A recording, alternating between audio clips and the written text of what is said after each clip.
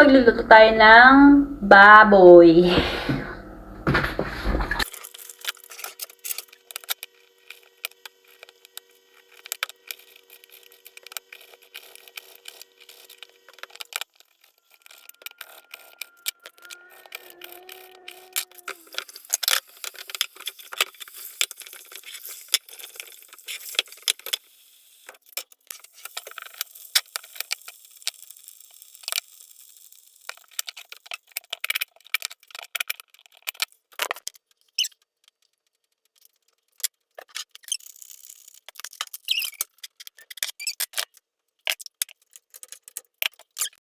After nyan, hugas ng plato.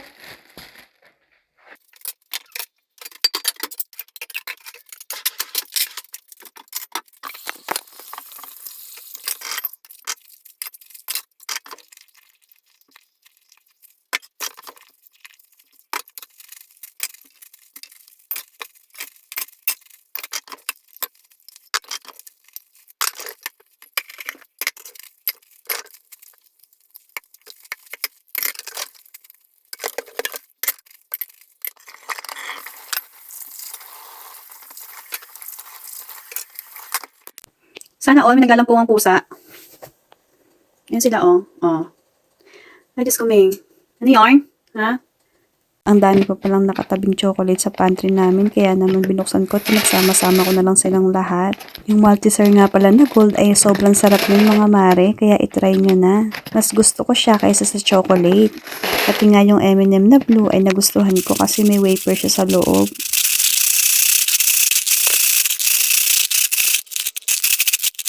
Sino dito ang mahilig mag-tsaa mga mare? Noon hindi ako umiinom ng tsaa. Magmula nga nag-work ako sa Taiwan ay natutunan kong uminom ng tsaa. Dahil last time ng medical namin ay sobrang taas ng kolesterol ko. At yan lang ang payo sa akin ng doktor doon. Ganda siyang inumin mga mare pagtapos mong kumain. Para hindi ka ma-bloated. Tapos bago ka matulog. Nakakawala din siya ng insomnia at talagang aantukin ka. Baka isipin niyo mga mare, pampasexy to ha. Hindi po hindi rin siya nakapagpatae. Good lang siya for your metabolism. Pipino! Napapansin niyo ba mga mare, parang healthy lifestyle ako ngayon? Actually, hindi naman talaga ako healthy lifestyle eh. Mas gusto ko talaga yung mga ma-oily na food, fatty food, ganyan. Which is hindi naman habang buhay ganun. Dahil mga mare, hindi mo alam kung kailan kasi singilin ng katawan mo. Mula nga nang magkasakit ako, talagang binago ko na yung lifestyle ko. Dati kasi mga mare, talagang prito is life talaga ako. Ayaw ko nang may sabaw. Sarsa pwede pa.